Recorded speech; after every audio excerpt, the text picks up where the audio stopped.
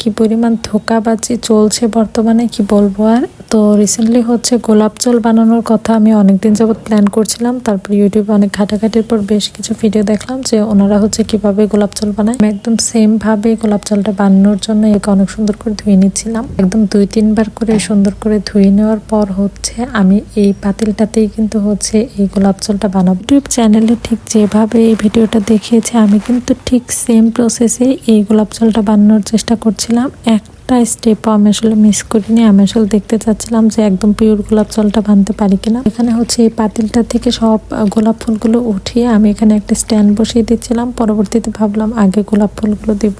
হচ্ছে এখানে আমি পরিমাণ মতো পানি 1 থেকে 1.5 কাপের মতো পানি আর কি আমি এখানে দিয়ে দিয়েছি।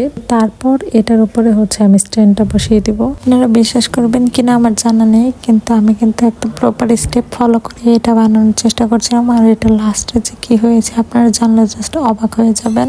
দীর্ঘ 15 মিনিট অপেক্ষার পর যখন আমি হচ্ছে ঢাকনাটা উঠালাম, জাস্ট ভিতরে দেখলাম যে ফ্রিজে একটু পরিমাণ গোলাপ জলও হচ্ছে হয়নি। জাস্ট নিচে হচ্ছে যে পানিটা দিয়েছিলাম সেটার কালার চেঞ্জ হয়ে আছে।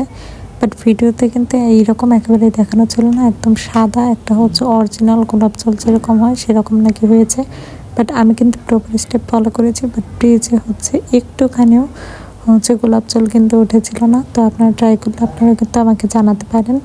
আর আমি বলবো এসব উল্টাপাল্টা ভিডিও দেখে এগুলো ট্রাই না করাই ভালো। গোলাপ জল বানাতে না পেরে পরবর্তীতে এই ফুলগুলোকে আমি কি কি কাজে লাগালাম, কিরকম ফেস প্যাক বানালাম তা নিয়ে থাকবে নেক্সট ভিডিও।